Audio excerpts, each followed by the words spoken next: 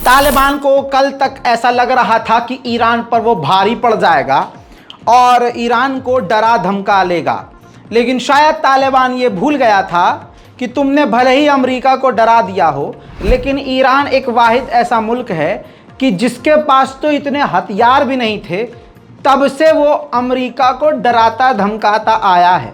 अभी तक अमेरिका और इजराइल की इतनी हिम्मत ही नहीं हुई कि वो डायरेक्ट ईरान पर अटैक कर सकें।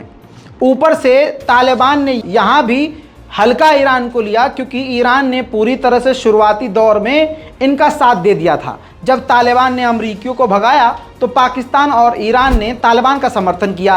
एक तरफ तो पाकिस्तान फिर भी तालिबान के खिलाफ हो गया था शुरू में ही, लेकिन ईरान ने पूरी तरह से तालिबान का साथ दिया। उस वक्त तालिबान ने भी बढ़ चढ़कर अपनी सरकार को मजबूत करने के लिए ईरान का हाथ थामा, लेकिन धीरे धीरे तालिबान ने अपना खतरनाक रूप दिखाना शुरू किया। ईरान के बॉर्डर पर हमले और पथराव शुरू किया, जिसके बाद ऐसी स्थिति बनी कि ईरान ने भी एक गलती कर दी। यहाँ पर यह बात मैं बिल्कुल दोनों तरफ से लेके चलूँगा कि जो बात जिसकी सही होगी मैं वो रखूँगा, क्योंकि गोदी मीडिया वाला मेरा है नहीं मामला।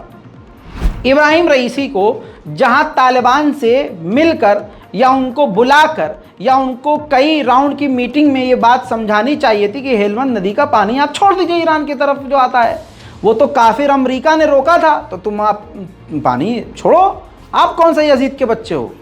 जैसे भी समझाना था प्यार से समझाना था, लेकिन ईरान के राष्ट्रपति इब्राहिम रईसी ने दे दी धमकी। उस धमकी का असर यह हुआ कि टकराव हो गया।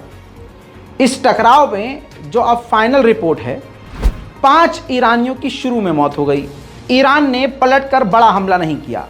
ईरान सोच रहा था कि ये बातचीत हल्के फुल्के झड़प के बाद ख़त्म हो जाएगी, ये जो झड़प चल रही है ये ज़्यादा नहीं चलेगी। लेकिन ईरान के जब 5 जवान शहीद हुए तो ईरान को ये समझ में आ गया कि अब कुछ ना कुछ करना पड़ेगा। अब ये जो लाशें आप देख रहे हैं तालिबानी जहाज़ से लेकर आए हैं, ये तालिबान के वो 22 लड़ाके हैं जो मारे गए। ईरान के 5 मारे गए और तालिबान के 22 मारे गए। तो भारी कौन पड़ा समझ जाइए। तालिबान अमरीकी हथियारों से लड़ रहा था, ईरान अपने हथियारों का इस्तेमाल कर रहा था।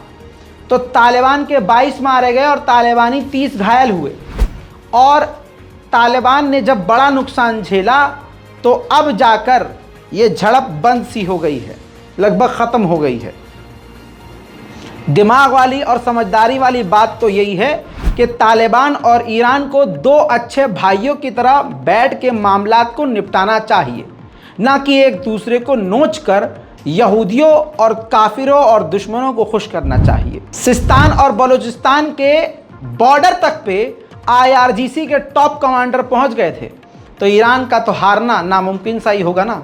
वो तस्वीर टॉप ईरानियन जनरल की जब वो अपने बॉर्डर पर पहुंचे, अफगानिस्तान से सटे बॉर्डर पर, ये है वो फुटेज।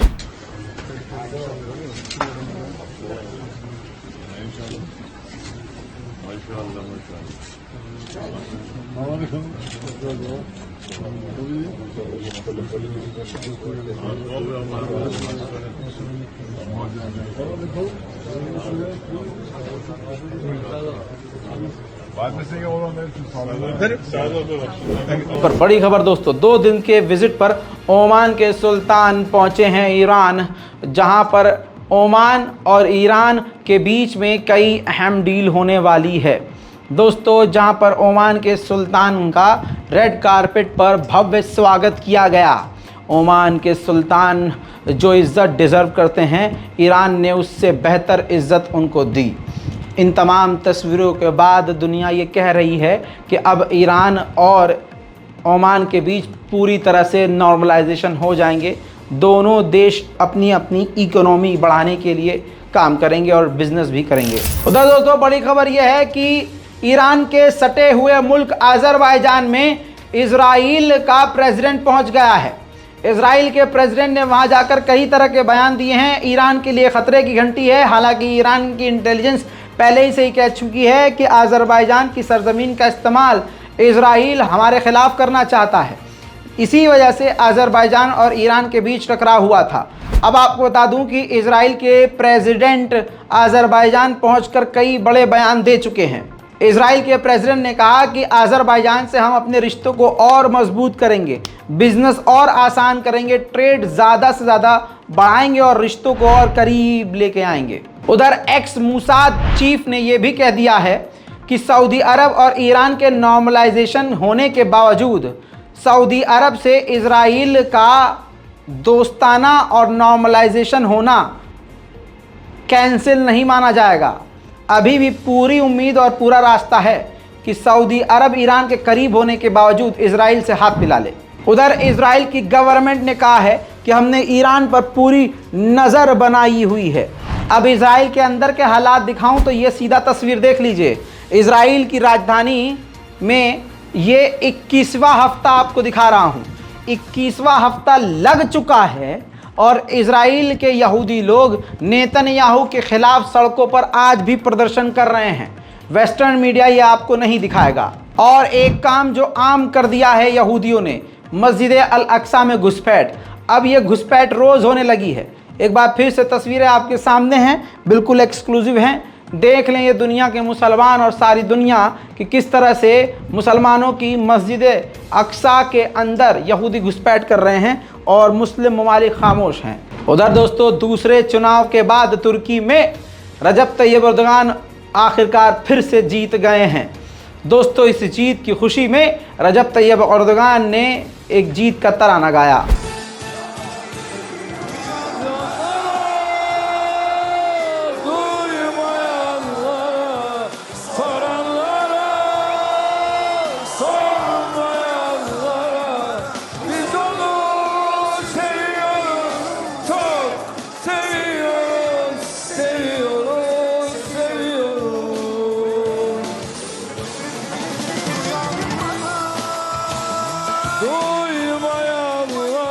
दोस्तों तुर्की के राष्ट्रपति रजब तैयब एर्दोगान की जीत की खुशी सिर्फ तुर्की में नहीं, अज़रबैजान की राजधानी बाकू में भी लोगों ने तुर्की के राष्ट्रपति एर्दोगान के जीतने की खुशी में अज़रबैजान के लोग भी खुशियां मना रहे हैं। देखिए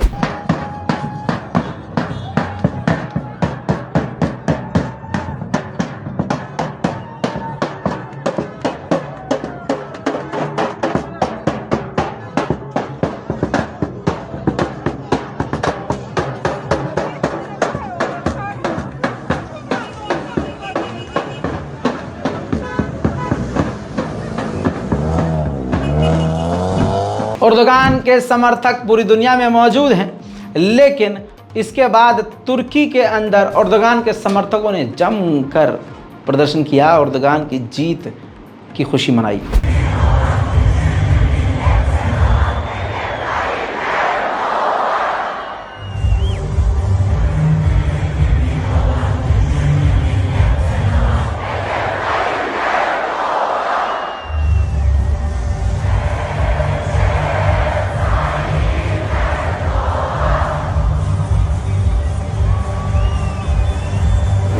वहीं दोस्तों जापान और नेटो और भी कोऑपरेशन करने वाले हैं, कई तरह की डील करने वाले हैं, बल्कि जापान और नेटो और करीब होने वाले हैं क्योंकि नेटो और चीन के बीच टकराव की स्थिति बढ़ रही है और जापान से भी चाइना पंगे लेने की कोशिशें कर रहा है। अमेरिका के न्यू मैक्सिको में बाइक गैंगस्टर्स के बीच गोलीबारी हुई। इस गोलीबारी में 3 लोगों की मौत हो गई। उधर पाकिस्तान के हालात की बात करूं तो पाकिस्तान के हालात बद से बदतर हो गए हैं। इमरान खान के खिलाफ पूरी सरकार षड्यंत्र रच रही है।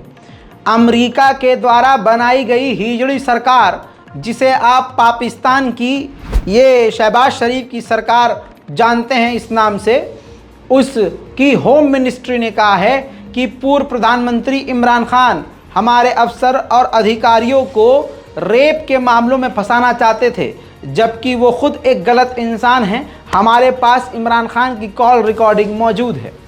दोस्तों ये जिस कॉल रिकॉर्डिंग की बात कर रहे हैं पाकिस्तान की होम मिनिस्ट्री, ये पूरी तरह से AI जनरेटेड है। पहले भी इमरान खान की ऑडियो 6 महीने पहले वायरल की गई थी, जिसमें वो किसी लड़की से, बच्ची से बातचीत करते हुए और गंदी बातें करते हुए सुनाई दे रहे हैं। लेकिन साफ साफ उसमें यह भी पता चल रहा है कि वो AI, आर्टिफिशियल इंटेलिजेंस से जनरेट किया हुआ एक फेक ऑडियो है उसी को। और अब सरकारी तौर से पाकिस्तान की होम मिनिस्ट्री अमेरिका की मदद से ही अमेरिका क्या नहीं कर सकता, हॉलीवुड है भाई उसके पास, तो कुछ भी हो सकता है। तो इमरान खान को इस तरह से बेकार करने की कोशिश की जा रही है कि अब उनकी इज्जत पर भी उंगली उठाई जा रही है।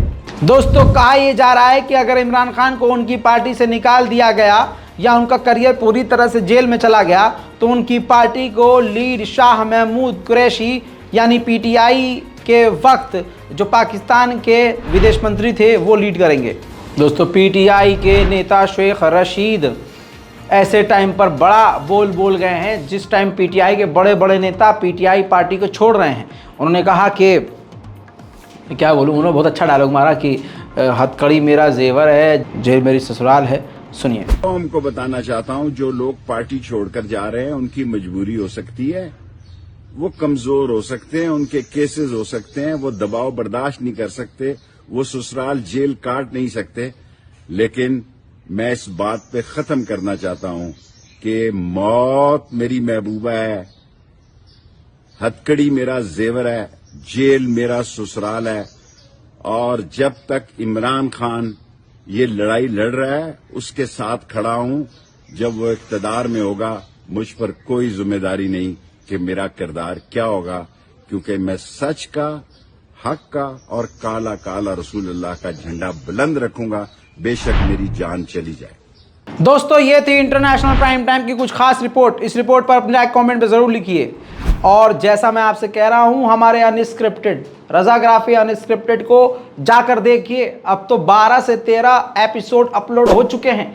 भारत के इतिहास में मुसलमानों का किरदार, दुनिया के सबसे ताकतवर हथियार, खतरनाक डिफेंस सिस्टम और जनरल नॉलेज से भरपूर ये चैनल आपको बहुत सारी चीज़ें बताने में मदद करेगा। एक भी वीडियो इस चैनल पर आपने देखी तो दूसरी तीसरी देखे बिना आप रुकेंगे नहीं, क्योंकि बहुत मेहनत और गहनता की जांच और रिसर्च के बाद इस पर तमाम कंटेंट आपके लिए दिया जा रहा है। तो जल्दी कीजिए, इससे पहले देर हो जाए। जय हिंद।